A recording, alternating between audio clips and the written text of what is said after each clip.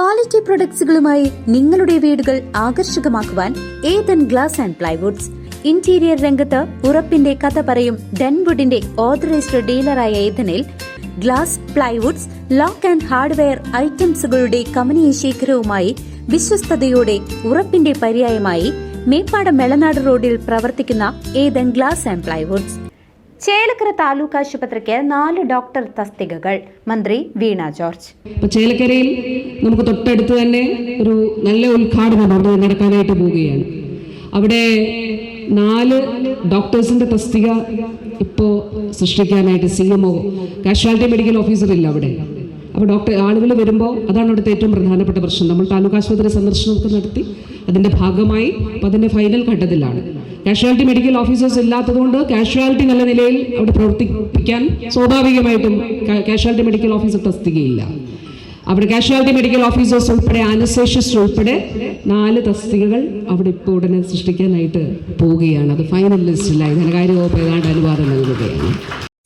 ചേലക്കര താലൂക്ക് ആശുപത്രിയുടെ വികസനത്തിന് ഊർജം പകർന്ന 4 പുതിയ ഡോക്ടർമാരുടെ തസ്തികകൾക്ക് ധനം വകുപ്പിന്റെ അംഗീകാരമായതായി ആരോഗ്യവകുപ്പ് മന്ത്രി വീണ ജോർജ് അറിയിച്ചു. പഴയന്നൂർ കുടുംബാരോഗ്യ കേന്ദ്രത്തിൽ നടന്ന വിവിധ പദ്ധതികളുടെ ഉദ്ഘാടന ചടങ്ങിൽ സംസാരിക്കുകയായിരുന്നു മന്ത്രി.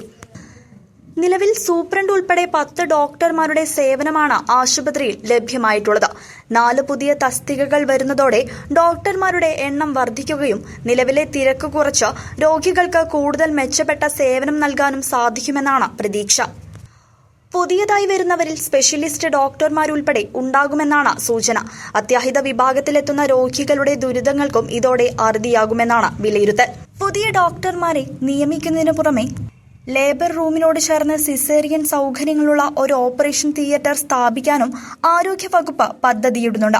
നിലവിൽ ഫാർമസിയിൽ ഒരു ഫാർമസിസ്റ്റ് മാത്രമേയുള്ളൂ എന്ന പ്രശ്നം പരിഹരിക്കുന്നതിനായി പുതിയൊരു ഫാർമസിസ്റ്റിനെ കൂടി നിയമിക്കാനുള്ള നടപടികളും പുരോഗമിക്കുകയാണ്.